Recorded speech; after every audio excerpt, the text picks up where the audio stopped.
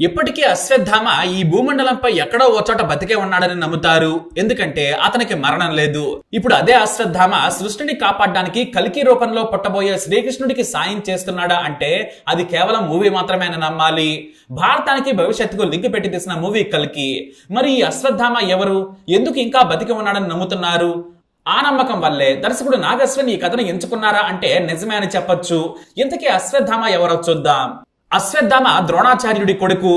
ఈ ద్రోణాచార్యుడిని చంపేందుకు శ్రీకృష్ణుడు కుట్ర చేస్తాడు.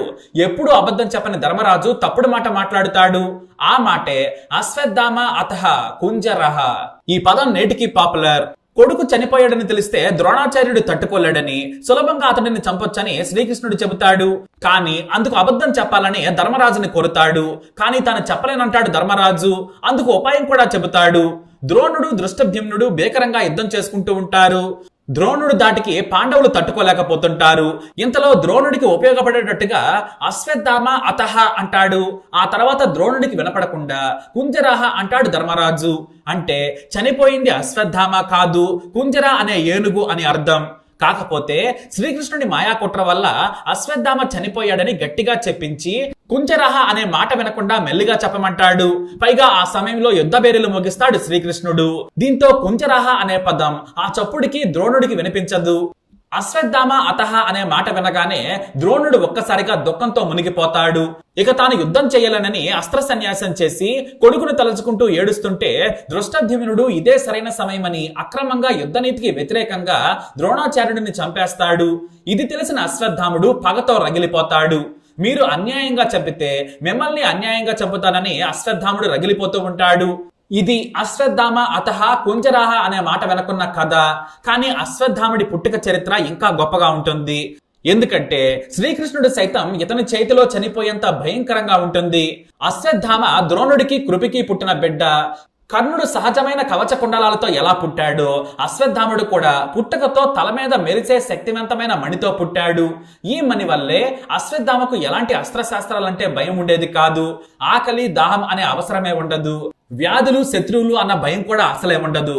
దీంతో మణి వల్ల కాస్త అహంకారంతో వ్యవహరించేవాడు అశ్వత్థామ. అతనికి ద్రోణుడు ఆ పేరెందుకు పెట్టాడంటే పుట్టుకతోనే నలుదిక్కులా ప్రతిధ్వనించేలా గుర్రంలా స్థకలించాడు. అందుకే అశ్వత్థామ అని పేరు పెట్టాడు. స్థామ అంటే 4 దిక్కులని అర్థం. ఇక ఇతను చిరంజీవి, మరణం లేని జన్మ. తండ్రి సంస్కారవంతంగా పెంచాలనుకున్నాడు. ద్రోణుడు ఎంతో పద్ధతిగా ఉంటాడు. కానీ అశ్వత్థామ తల్లి కృపి మాత్రం చదువు సంస్కారాలు లేకుండా ఉంటుంది. పైగా చెడు బుద్ధితో వ్యవహరించే మేనమామ కృపుడు కూడా అశ్వత్థామ చెడిపోవడానికి కారణమయ్యాడు. అయితే ఎంతో శక్తివంతమైన తండ్రిని అన్యాయంగా అబద్ధమాడించి చంపారని పాండవులు శ్రీకృష్ణుడిపై కోపం పెంచుకుంటాడు అశ్వత్థామ. వారి అంతు చూడాలనుకుంటాడు. ఇక కురుక్షేత్రం యుద్ధం ముగిసిన తర్వాత కౌరవుల పక్షాన మిగిలింది 4. అశ్వత్థామ, కృపుడు, కృతవర్మ, దుర్యోధనుడు. కానీ ఈ ముగ్గురు బతికి ఉన్న విషయం దుర్యోధనుడికి తెలియదు. దీంతో జలస్తంభన చేసి నీటి అడుగు భాగంలో దాక్కుంటాడు.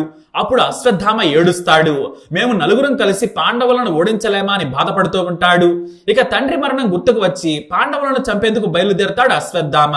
కానీ వారు పాండవులు ఉన్న చోటుకు వెళ్లే సమయానికే చీకటి పడుతూ ఉంటుంది. మరోవైపు యుద్ధ సమయం ముగిసింది కానీ దుర్యోధనుడు కనిపించడం లేదని పాండవులు కలత చెందుతూ ఉంటారు. దుర్యోధనుడు బతికి ఉంటే యుద్ధం ముగిసినట్లు కాదని శ్రీకృష్ణుడు చెబుతాడు. ఇక నీటి అడుగు భాగంలో దాక్కున్న దుర్యోధనుడిని గుర్తించి బయటకు రమ్మంటాడు. ఇక్కడ కూడా భీకర యుద్ధం సాగుతుంది. భీముడు వర్సెస్ దుర్యోధనుడు యుద్ధం చేస్తూ ఉంటారు. ఆ సమయంలో శ్రీకృష్ణుడు భీముడికి సైగ చేసి తొడల మీద కొట్టమంటాడు. దీంతో భీముడు వెంటనే దుర్యోధనుడి తొడలను విరగొడతాడు.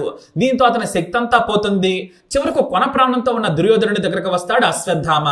ఇక దుర్యోధనుడు మరణిస్తున్నప్పుడు పాండవుల కుమారులను చంపమని అశ్వత్థామను అడుగుతాడు. ఇక్కడ కుమారులు అంటే వారసులు, భావి తరాల పాండవులు కూడా ఉండకూడదంటాడు. అంటే కడుపులో ఉన్న బిడ్డ సైతం ఉండకూడదు అని దుర్యోధనుడు కోరిక కోరుతాడు.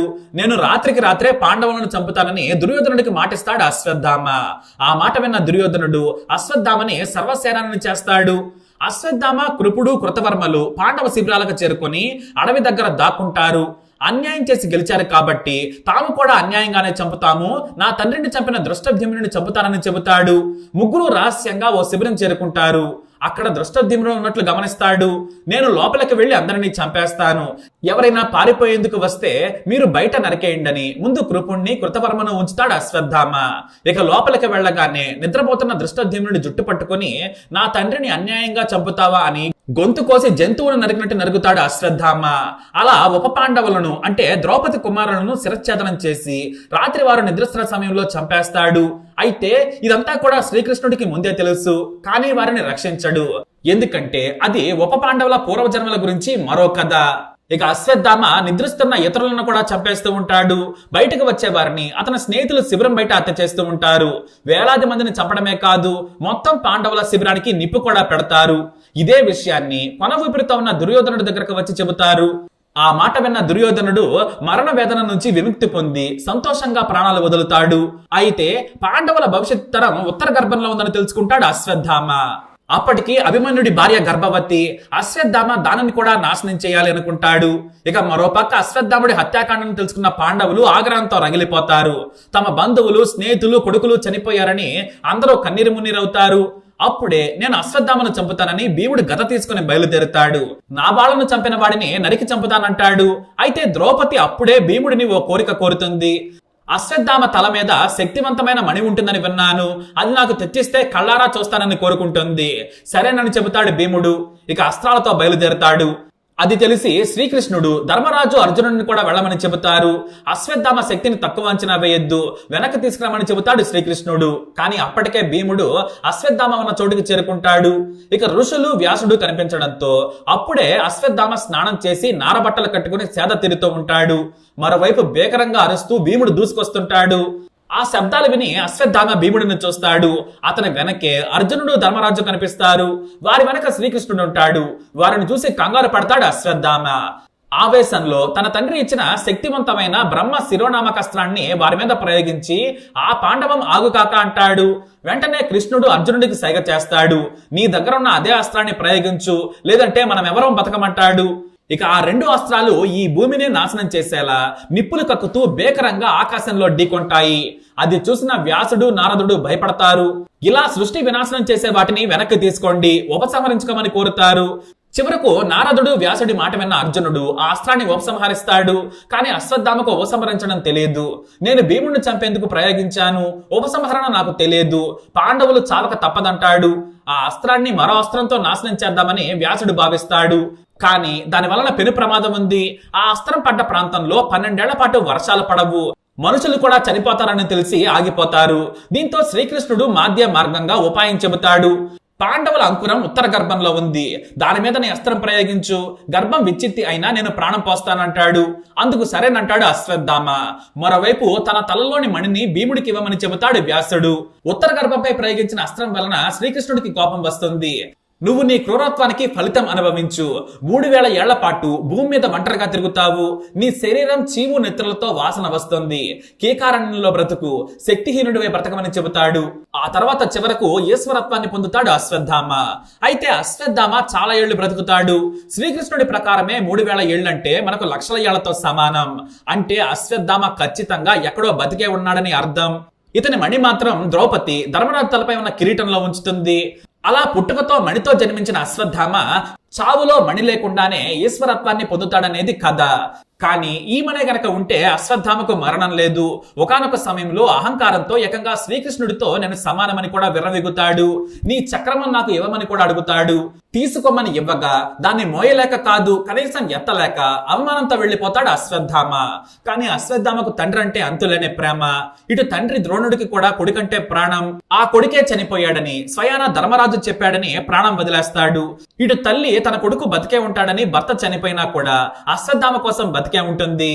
వాస్తవానికి శ్రీకృష్ణుడు ఉత్తర గర్భంలోకి ప్రవేశించి ఓ నిమిషం పరిణామంలో తన పూర్తి దివ్య రూపాన్ని పొంది బిడ్డను రక్షించడానికి బ్రహ్మ శిరోనామకాస్త్రాన్ని గ్రహిస్తాడు. కడుపులో ఉన్న బిడ్డ ఇదంతా మోహంతో చూస్తూ ఉంటుంది. అయితే ఉత్తర కడుపున జన్మించిన తర్వాత అతను భగవంతుని యొక్క దివ్య స్వరూపాన్ని మళ్లీ చూడటానికి ప్రయత్నిస్తూ ఉంటాడు. అలా ప్రతిదాన్ని సూక్ష్మంగా పరిశీలిస్తూ ఉంటాడు. అందుకే అతనికి పరీక్షిత్ అని పేరు పెట్టారు. ఇక కేవలం చదువు లేకపోవడం, సంస్కారం లేకపోవడం వల్లే అహంకారంతో అశ్వత్థామ జీవితం విచారకరంగా ముగుస్తోంది. గొప్ప శక్తివంతుడు, గొప్ప విలువిద్యాకారుడు, కానీ ద్రోణాచార్యుడి కొడుకుగా దారి తప్పాడు. అందుకే గొప్పగా పుట్టిన చావు లేకుండా, చావకుండా జన్మ జన్మాంతరాలుగా చూస్తూ నిర్జీవంగా బ్రతుకుతూ శాపంతో నరకం చూస్తూ బతుకుతున్నాడు. తన తండ్రిని అన్యాయంగా చంపారని బాధపడతాడు, కానీ అభిమన్యుడిని దారుణంగా చంపడంలో అశ్వత్థామ పాత్ర చాలా ఉంటుంది. ఆ విషయం మరిచిపోయాడు అశ్వత్థామ. వాస్తవానికి అశ్వత్థామ ప్రయోగించిన నారాయణాస్త్రంతో పాండవులంతా చనిపోయేవారే, కానీ శ్రీకృష్ణుడు దానికి విరుగుడు చెప్పి బ్రతికిస్తాడు. ఆయుధాలను విడిచి రథం దిగి లొంగిపోతే ఆ అస్త్రం పనిచేయదు. అదే చెప్పి పాండవులను అశ్వత్థామ నుంచి బతికిస్తాడు శ్రీకృష్ణుడు. లేదంటే విజయం కౌరవులదే అయి ఉండేది.